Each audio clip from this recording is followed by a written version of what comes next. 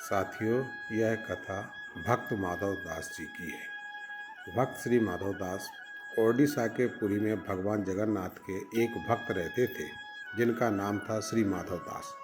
श्री माधव दास यहाँ अकेले ही रहते थे और उन्हें संसार से कोई लेना देना नहीं था। वे अकेले बैठे बैठे प्रभु जगन्नाथ का भजन किया करते थे।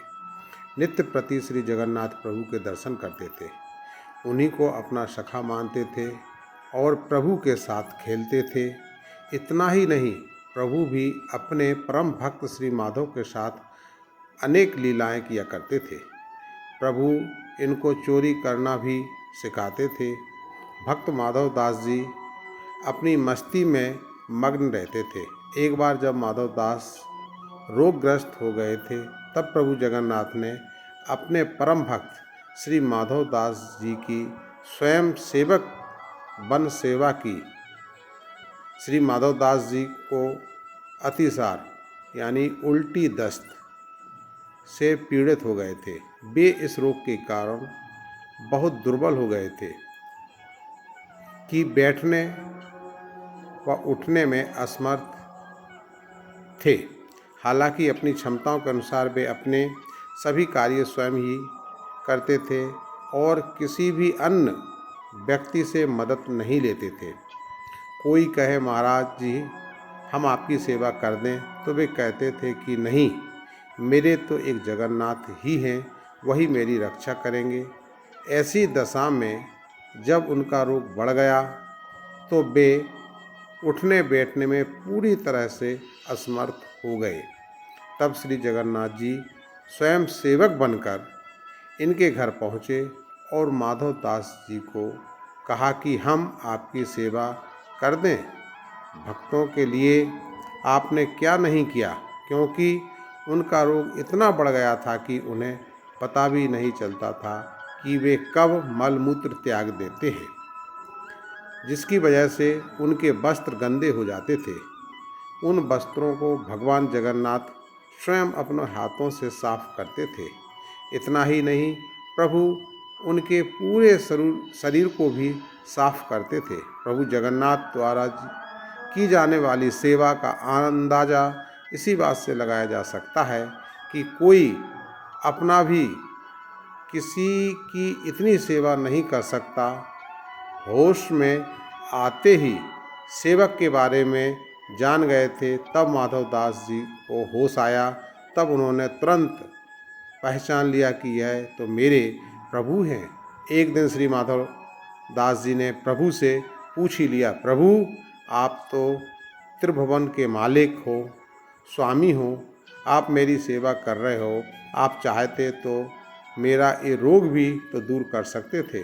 रोग दूर कर देते तो ये सब करना ही नहीं पड़ता। भक्ति बातें सुनकर प्रभु ने कहा, देखो माधव, मुझसे भक्तों का कष्ट नहीं सहा जाता है, इसी कारण तुम्हारी सेवा मैंने स्वयं ही की। जो प्रारब्ध होता है उसे तो भोगना ही पड़ता है। अगर इस जन्म में नहीं भोगोगे तो उसे भोगने के लिए फिर तुम्हें अगला जन्म लेना पड़ेगा, और मैं नहीं चाहता कि मेरे भक्त को जरा से प्रारब्ध के कारण फिर अगला जन्म लेना पड़े। इसलिए मैंने तुम्हारी सेवा की। लेकिन अगर फिर भी तुम कह रहे हो तो भक्त की बात भी नहीं टाल सकता। प्रभु जगन्नाथ अपने भक्तों के सहायक बन उन्हें प्रारब्ध के दुखों से, कष्टों से सहज ही पार कर देते हैं।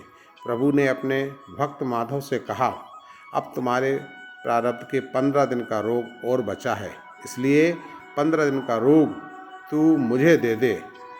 जिसके बाद प्रभु जगन्नाथ ने अपने भक्त माधव दास के बचे हुए 15 दिन का रोग स्वयं ले लिया।